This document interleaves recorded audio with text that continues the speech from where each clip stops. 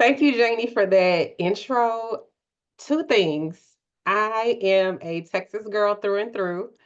So when I present, you are going to hear all of my Texas.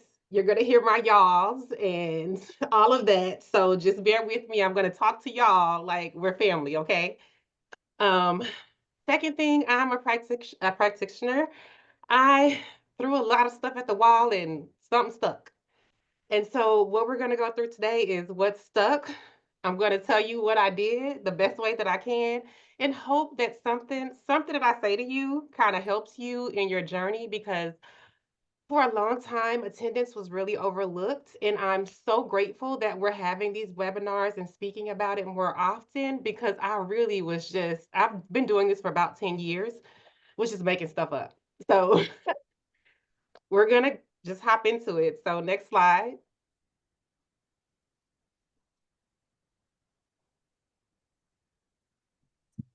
Okay. So this is my team of three. I'm Angela Daniels, and I've been in attendance and improvement for 10 years in Garland ISD. We also have Suhey Villarreal and Kadil Layson. They're also with me. They're also a part of my team and amazing people. We are only three people, and we actually support the whole entire Garland ISD team. And we have 51,000 people in our district, and we actually support all of our campuses. We actually have about 70 campuses that we support. We're a suburb of Dallas, and we actually function over 3 different cities, which includes Garland, Rowlett, and Saxe as well. And so in my background, I started off as an English teacher, but then I also transitioned into intervention and helping with student engagement is really one of my passions. Getting students back in school is something that I love to do, and we'll talk a little bit more about it. Next slide. So our mission here in Garland ISD is to empower every student every day to be present, connect, and thrive. One of the things that I noticed in this job is that we would be in the field. We'd be looking for kids. We'd be making contact at home. We have these great conversations with students, with these families, and then they would get to school. They would make it into the school building, but they would not make it to class. So one of the things that we wanted to do in our mission statement is to make sure that people understood not only is it about getting kids through the door, but it's also about getting them engaged. It's also about getting them in the classroom. Okay, so we want them to do well in the classroom as well. So with the student engagement, it's not just about attendance. Did they show up? Did we check a box? No, it's about were they there and did they connect with someone to make them come back? Because we want them to thrive. And so that also ties into our mission statement and our theme for this year, which is be present because every moment matters and you belong here. Okay, next slide. Okay, so our challenge in Garland ISD, again, 51,000 students. Truancy, about 14% of our students are truant, which is about 6,960 students. And truancy in Texas is defined as 10 or more unexcused absences. And we know that truancy can not only affect just the student, but it affects the classroom environment because teachers have to go back and teach lessons. It affects families because then students have to make up hours and somebody has to take them to tutoring, or they have to go to court. So truancy not only affects just that student, but it affects the school environment as well as the home environment. And then chronically absent students. We classify those students not just by their unexcused absences, but also their excused absences. Because what I was finding is that we found students who they may not have turned in a note, or they did turn in a note for some of those absences. They were actually at the doctor's office, or they went on a family trip and it was excused, or they may have had a death in the family. But we have students who are missing multiple days every single month for some reason that they may have turned in a note and we know why, but they're not at school. And so in Garland ISD, that's about 9% of our population, which is about 4,535 students. But again, we know that this affects not only the classroom, but our community as well. Next slide. In Garland ISD, we have about 72% of our students who are coded economically disadvantaged, which presents the problem of mobility. So in Garland ISD, they can be moving around to different schools because we are a choice district, which means that they don't have to go to the school closest to them. They can go to any school in our district. And so not only does it affect that, but it affects what school they go to. And then if parents are moving due to situations, economic situations, they may have to go to multiple schools in a school year or go to multiple districts in a school year. We're surrounded by another, maybe about 4 different cities. And so kids move in and out of our district on a regular basis, not just in and out of our school districts. I mean, in and out of our schools.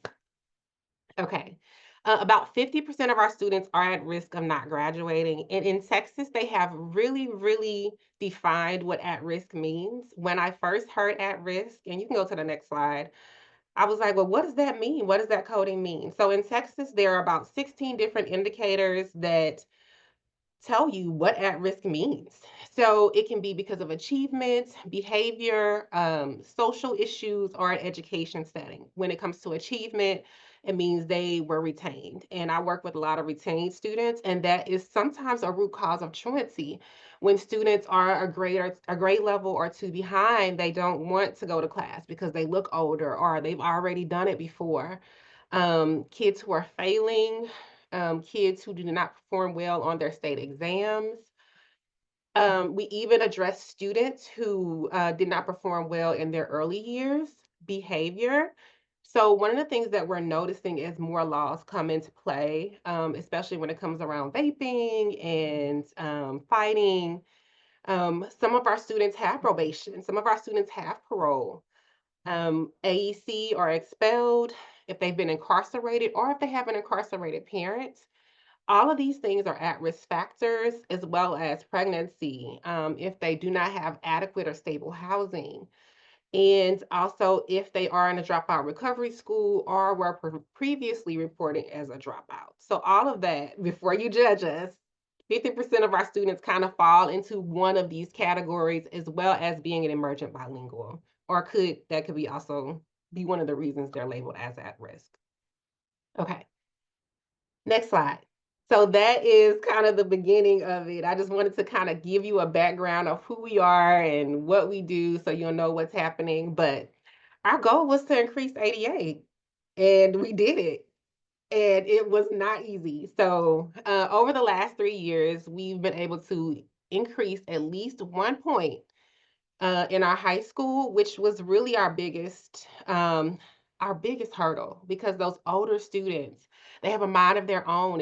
I have a teenager at home. If you've met a teenager, then you know that they know it all. And they're 17 years or 16 years, they have figured everything out.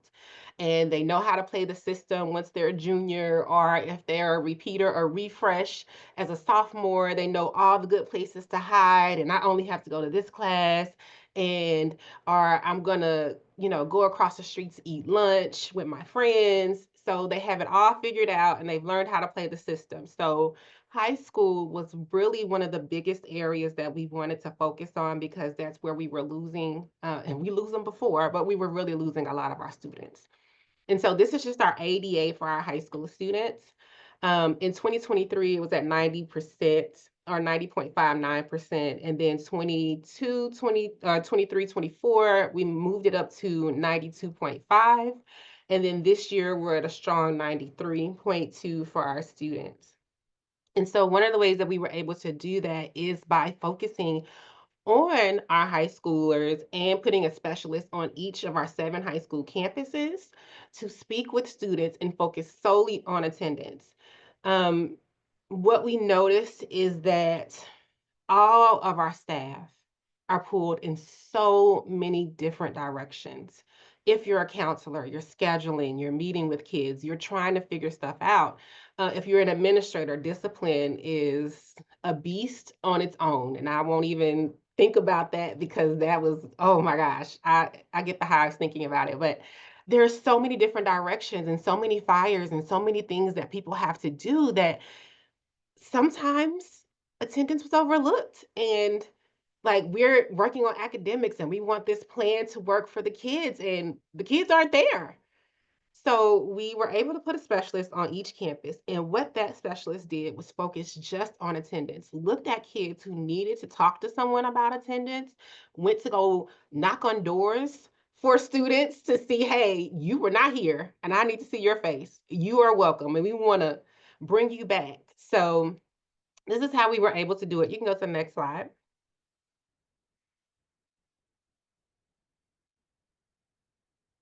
Um, One of the things that we first did was do a root cause analysis. Where do we need to focus? Who do we need to focus on? When we think about attendance data, we think about that one big number, that one big ADA number. But in reality, is that how we look at academics? When we think about academics and how we grade the state exam or how we discuss the state exam in students, we don't just say, oh, this district is an F overall. No, we'll say, oh, in math, they are a B, or in reading, they're a C, or in science, they're a D. We have it broken down. And then we break it down into standards, and we break it down into TEKS, and we break it down into grade levels. But how often is your district doing that with attendance data? Do we just look at this one big number? Are you looking at the one big number and not breaking it down? Are you looking at not only the grade levels, but are you looking at race? Are you looking at gender? Are you looking at teachers? That was one of the things that I was able to do with the campus was to break it down by hallway. We broke it down by teacher. We looked at the different attendance rates per teacher. How many kids were going to this class? Is this a class with a sub? Because if it's a sub, and it's a long-term sub, are those kids going to go every day? Are they going to go every day and like actually sit in that class? So, does that sub know how to take attendance? That was one of the other things we found out as well, is that the sub was like, I'm just going to mark you here. I said the name. They didn't respond. So, some of the things that we were able to do with data was to identify key areas that we needed to focus on. And so, RaaWee is good with giving you a starting place. In the attendance intelligence area, I was able to go into and look into habitual truants and then just go in and get a list of those kids. Like I didn't have to run 15 reports because that is one of the biggest issues with some of the student information systems, at least in my opinion with our district, is that I have to run one report here, run another report there, merge those together, filter it, and then do something else, right? With RaaWee, you are able to go attendance intelligence, habitual truants, and it's going to give you a list. Okay, next slide.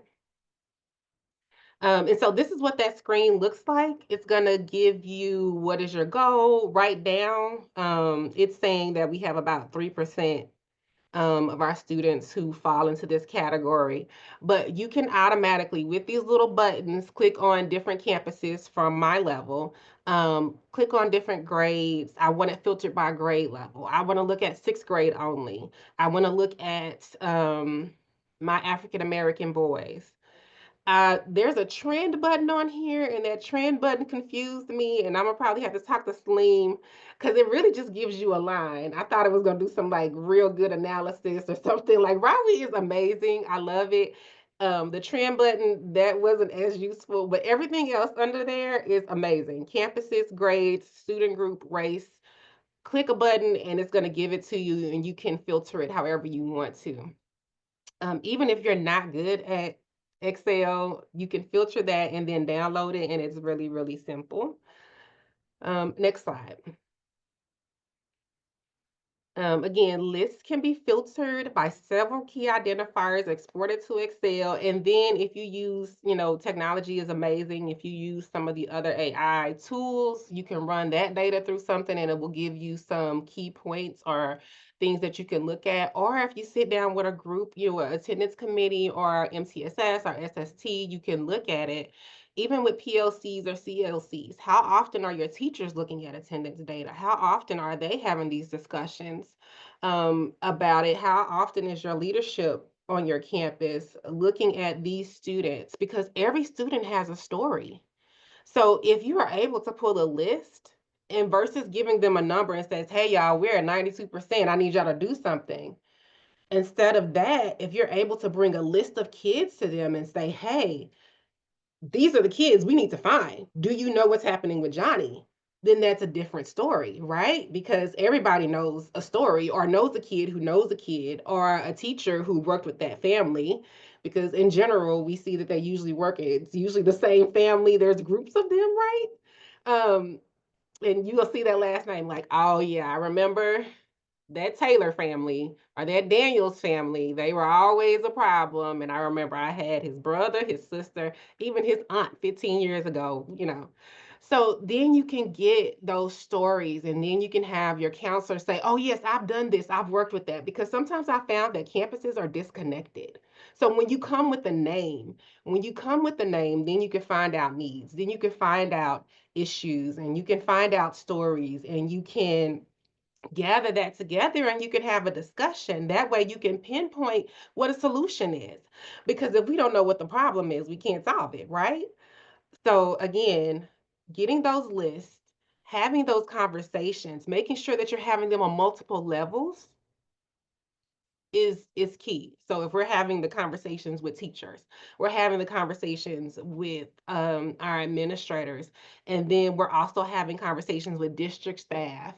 And on our level, I'm in the district level where it's like we get those unreachable students where, look, we've done everything we can on this campus. We've called every phone number, every emergency contact. We need your help. They send them to us. So if we're all working together and we're all looking at the students, then we're going to get those students back. We're going to find them. Um, one of the groups that we decided to focus on in Garland ISD, what I noticed is that our transition years, whew, they were a struggle. Okay, so fifth grade to sixth grade, eighth grade to ninth grade, and if you know anything about freshman kids, freshmen are interesting, right? They are their own special brand. Even some districts have their own ninth grade center because freshmen are a different breed. So what we noticed is our transition years, and we keyed in on those eighth graders. And we said, hey, we went through the data, found about 50 eighth graders, and I had 7 specialists. Each one of them had 50 kids. We started in the summertime. So as soon as school was out, even before school was out, we were talking to those kids. But as soon as school was out during the summer, we're making phone calls. Before school was about to start, we're doing home visits and meeting those kids where they are and saying, hey, you are welcome. You belong with us. You belong to us. And we want to see you on day one. And we're making eye contact and we're showing parents this is the attendance that your kid had last year. And it was amazing to me that parents didn't even know that their kid was not going to school. And just so you know, in this digital age, sometimes parents don't know because in order for them to, in our district, in order for them to know attendance, in order for them to know grades, they have to first log in. They have to take the first step. In the past, it was always kind of pushed in your face. A report card came home, it came to you, you saw it. So one of the things that we found in doing these door-to-door visits and talking to families is that they had no earthly clue that their kid was not going to school, even though they blocked the number and our smart teenagers had changed the number, or because they were economically disadvantaged, they had moved and the numbers changed. Um, years ago when I was less stable, I was good for a rotating number. Nobody ever tried to remember my phone number because it changed all the time. So and it happens, it's life. And so we don't think about that. Gone are the days that you have the same number for 20 years. My grandmother still has a number. She's had the same number for 50 years. That's not what happens in today's day. So when we're like, oh, well, we send a phone call every single day. Well, is that still their same phone number? We don't even know, you know? Um, so again, lists. Lists are important, names are important, and RaaWee is very good at helping you get that information. Okay, next. Next slide. I'm sorry, did I say that loud enough? Okay. All right, so determine the cause. Is it a school? Once we find the kid, because we usually find them, and now we got to get you back. And getting them back one day is not enough because we need you to go every single day because every day matters, right? So, what is the problem? Is it a school-related cause? Is it a lack of engagement? Are they just bored at school? Do they need a connector? Do they need to be put in, finding out what do they enjoy? So, do they need to do a trade? Like auto mechanics? Do we need to connect them to the beauty program? Do we need to, connect them to floral design? Do we need to connect them some way? Do we need to connect them to a group? Um, is it a family related cause? Is it economic hardship? What we found is a lot of our students are now working or they came here actually to work. They're older students, maybe, 17 to 19, and because they've come from another country, they're required to go to school for their requirements to stay in this country. And so it may be some type of economic hardship, or we've also found that older students stay home to watch younger students. Um, We've also had an increase in mental health challenges. And so, if you are in the state of Texas, one thing that is amazing and where you can recoup some of your money as well is these exempt absences from the state. So, if a student is out due to being in a mental health facility, we can still get paid for those days that they are in the mental health facility receiving doing education. And as long as you have a process and a procedure for that, and we came up with that. Also, those who have a serious health condition. So let's say a student has cancer and they have all of these appointments for chemo or something that's going on. If they have a serious or life-threatening health condition, those absences are exempt and you can get that money from the state as well.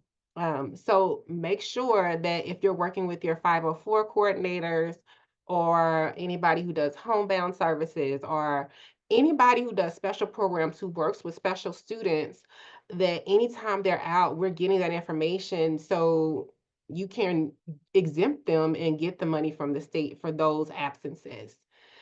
Also, of course, one of the things that happens here in Garland ISD is limited transportation. So they may live on the left side of Garland, on the east side, and they go to school on the west side and they can't get over there, or there is a hurdle because there is a freeway or a major street, and the kid is, 6 years old and they can't cross a 6-lane street. Um, so some of these things play into it and you have to figure out, work with the family. And that our biggest hurdle now though is transportation. Um, Job responsibility, unsafe routes, all of those things could be a cause. But once you find who your kids are and you talk to families, then of course we can find out what our causes are and then create a plan around that. Next slide. All right. So of our kids that we found that we focused on in 23-24, their ninth grade year, they had 80%, or wait, their eighth grade year, and then they moved up. We were able to increase their attendance from 80% to 88%. Now, I know y'all looking like 88%, like, wait, that's still less than 90% attendance. It is. It is less than 90% attendance, but we got them there and we increased their attendance. So that is one of the things that I want you to know is celebrate. We have to celebrate. And because sometimes attendance is looked at as this big, big number, we don't have opportunities to celebrate the small steps and the increases and the importance that we're doing every single day. If you say, well, we only increased to 1 point for all of high schools. I mean, yeah, that's important. But if you tell a teacher, hey, your class from first cycle to second cycle increased 3 percentage points, that's going to encourage them. Or if we tell the ninth grade class, hey, these juniors versus our freshmen, their attendance rates are different. Hey, these juniors are winning. They have a 4% increase versus our freshmen who've only done 1% increase. Or if we're having conversations on an administrative level, just like we do with academics, you have to break down that information and look, okay, we're looking at these eighth grade students. Let's track them from year to year. Let's track them from cycle to cycle. Let's look at these kids. Let's pull the ADA for these students and see where our growth is. Because as we are lifting the bottom, the rest of the tide will rise, right? Um, so again, we didn't get them to 90%. We did it. We did not. But we did get those students to come to school 8% more. And the more they are on the campus, the better their outcomes are going to be.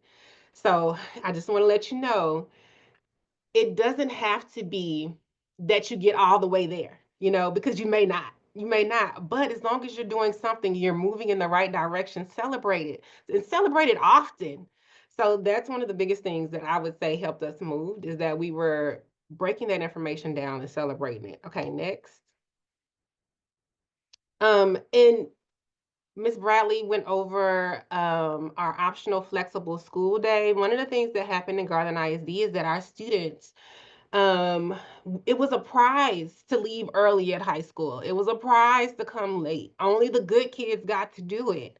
But then we had other kids that they really needed to leave early because they had all of these things going on in their life, or they really needed to come late because they had a child and nobody could watch their child until 10 o'clock. um, so we did come up with flexible scheduling for our kids, and we call it RISE, Reconnecting Individual Students to Education. We had 3 campuses that participated wholeheartedly, went at it. Garland High School was our greatest candidate. Um, of the 66 students at Garland that participated, 47 of those students graduated, and then we had 16 return because we didn't limit it to just our 12th graders. We expanded it to all grades. So no matter what grade level was, it was ninth grade, 10th grade, 11th grade, 12th grade, whatever you had going on, if you were in a dire circumstance and you needed some support with attendance, we were going to work with your schedule and we were going to get you to school however we could get you there. If you were coming the period before lunch and eating lunch, then that's okay.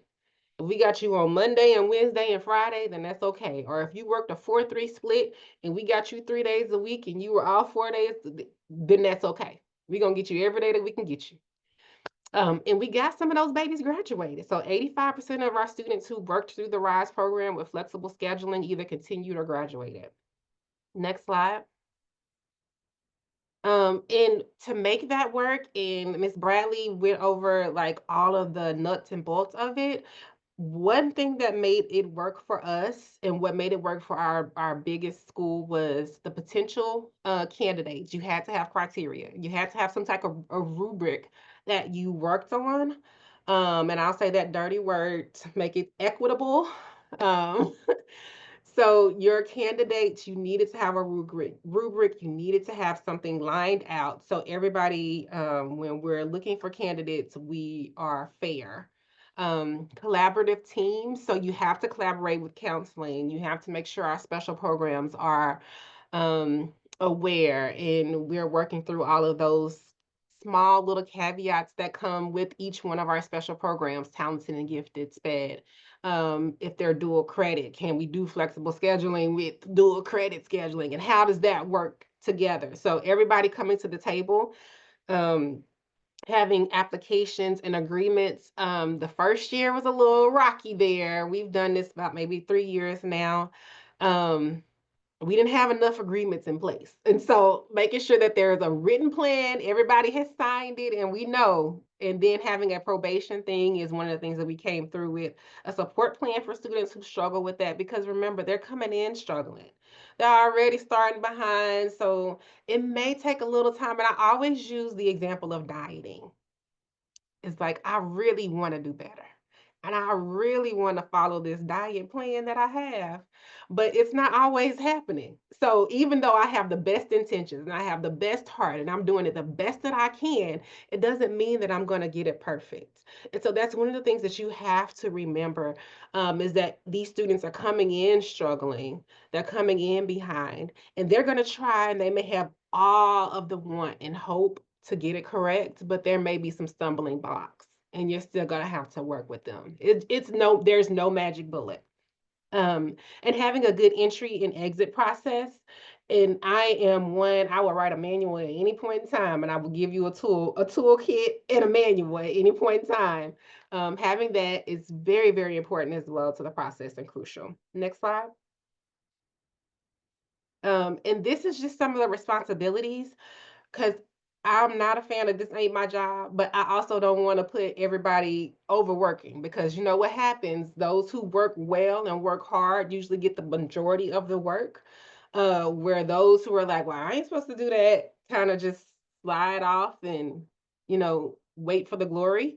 So making sure that your responsibilities and roles are outlined and detailed, because that's very important too, because it has to be structured for our kids who are lacking structure, if that makes sense. We have to be structured because our students are being flexible. Next.